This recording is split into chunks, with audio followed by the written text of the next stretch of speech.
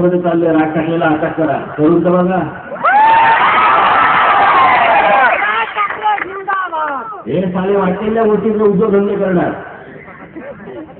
आणि मी माझ्या महाराष्ट्रामधल्या मराठी माझ्या मुलांसाठी म्हणून माझ्या बांधवांसाठी म्हणून त्यांच्या नोकऱ्यांचा विषय मी जर हाताळला.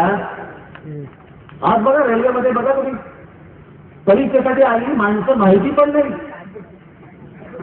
याच्या कारण सगळ्या जाहिराती तिकडे उत्तर प्रदेश बिहार मधल्या वर्तमानपत्रात देतात. तुमच्या आपल्याकडच्या मराठी वर्तमानपत्रात देतच नाही, माहितीच नाही, सांगितलंच नाही. सगळ्या नोकऱ्या ह्या त्यांना मिळतात आणि तुमच्या हक्काच्या नोकऱ्या असताना देखील तुमच्या हातामध्ये कुठली गोष्ट मिळत नाही. आणि संध्याकाळी जाऊन आई वडिलांसमोर आम्ही काय सांगतो, नोकरी होती पण नाही मिळाली. हेच तुमच्या नक्की येणार. याच गोष्टी करणार. याच्यासाठीच मी म्हणतोय, याच्यासाठीच मी लढतोय. याच्यासाठी सरकारला जर मला अटक करायची वेळ आली तर सरकार अटक करावी. पण मी माझ्या भूमिकेपासून इतका देखील बाजूला हटणार नाही.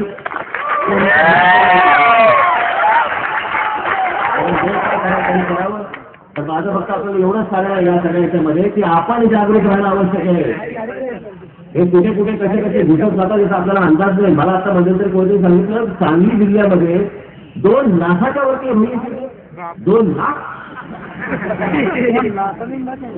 आणि कुठे नोकरीवर असतो आपण.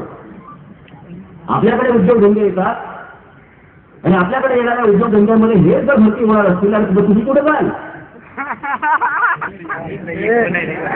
या तुमच्यासाठी म्हणून या सगळ्या गोष्टी चालल्या आहेत. लोकांना असं वाटतं अनेक वेळेला काही मनोरंजन चाललेलं असतं. राज ठाकरेला बघून काय मिळणार तुम्हाला. राज ठाकरे आगे बढ़ो हम तुम्हारे साथ हैं हे इथे संपणार नाही. तुमच्या मनगटातली ताकद तुम्हाला वापरावी लागेल. ती जर वापरणार असाल तर तुमच्या पिढ्यांना चांगले दिवस येतील महाराष्ट्राचे. बघायचा कार्यक्रम गेली 60 वर्ष चालले देशात. हा नेता आला की तुम्ही मागे बढो, तो नेता आला की तुम्ही मागे बढो. आम्ही मागच्या मागे. तो नेता इथं आगे तुझा तो पुढे. हे ह्याचे प्रश्न सुटणार नाही. तुमची हिंमत तुमची धमक ही जर जिवंत असेल तर ही अशी संकट कधी येणार पण नाही. आणि आली तर कशी आपण करतो ते पण आपण बघता येईल. पण त्याच्यासाठी तुम्ही जिवंत राहणं आवश्यक आहे. तुम्ही जागृत राहणं आवश्यक आहे. आजूबाजूला काय आपल्या गोष्टी घडताय हे तुम्ही पाहणं आवश्यक आहे. आज बिचारा पोलीस आपल्याला येतात, मुलांना पकडतात. त्यांचं पण ते तरी काय करणार हो. हे आपले जे आहेत ना राज्यकर्ते दिन पाठ करण्याचे विलासराव देशमुख आणि ते आर पाटील एकाचा वेळ पिचकारी मारण्यात जातो आणि दुसऱ्याचा भाग पाडण्यात जातो.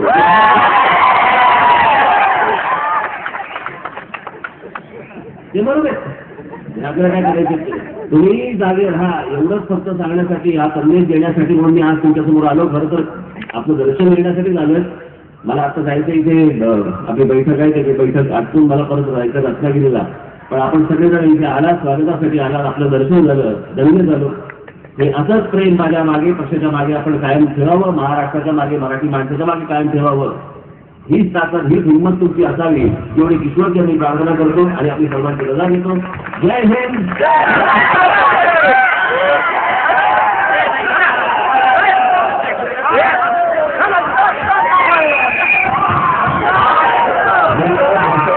सर्व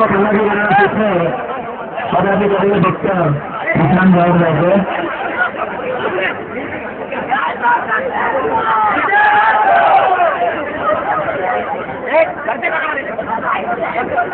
महाराष्ट्र नवनिर्माण समिती